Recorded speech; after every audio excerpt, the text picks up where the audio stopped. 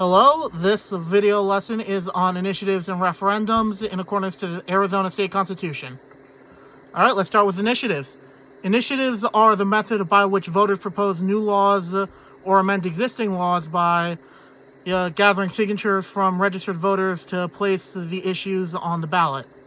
Now, there are 7 steps for attaining initiatives or to get them to happen. 1, you have to form a political committee through the Arizona Secretary of State's online system, Beacon, or you have to be prepared to designate an existing non-candidate political committee to act as the petition sponsor. 2, you have to file the application for serial number with the Arizona Secretary of State's office. 3, you have to acquire the appropriate initiative petition from the Arizona Secretary of State. 4, ensure any paid or out-of-state circulators that have registered with the Arizona Secretary of State. 5, circulate petitions and obtain signatures from eligible voters. 6, submit circulated petition to the Arizona Secretary of State's office by the deadline. And 7, the Secretary of State and applicable county recorders will process the petitions and determine if enough signatures were gathered to place the measure on the ballot. Next up, referendums.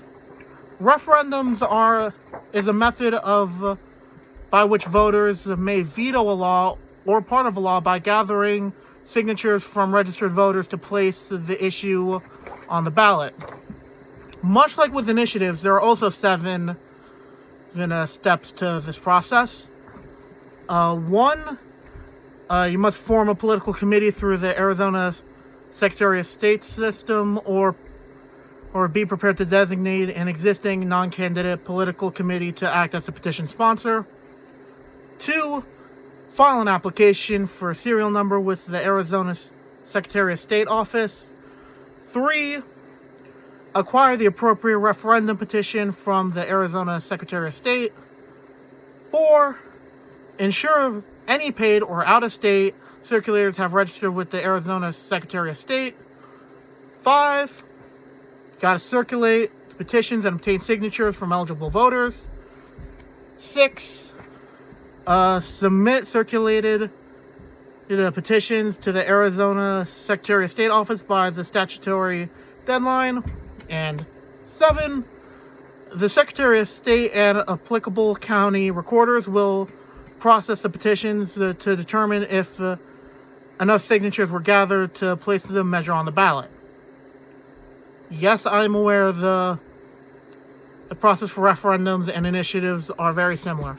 Speaking of that, the next part of this presentation is the comparison and contradictions between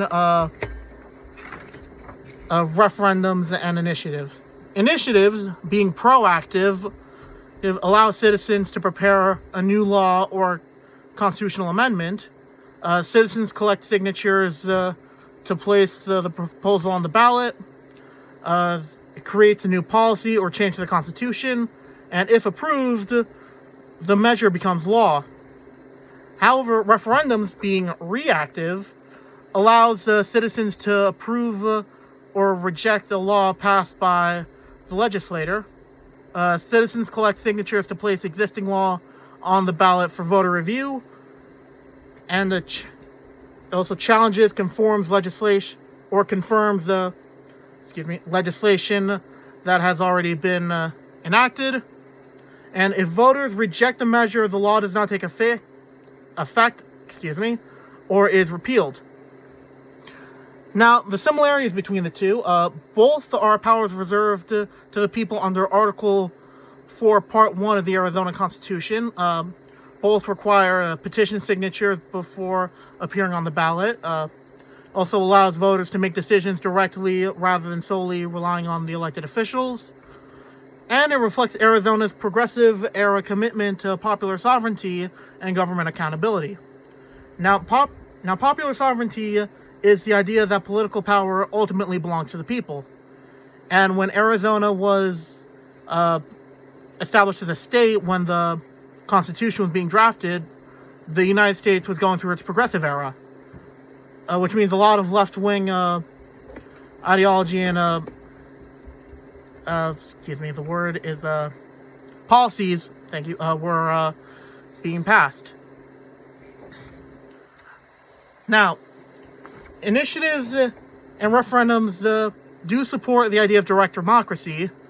They do so by giving the citizens the power to participate in the lawmaking process rather than solely relying on the elected representatives.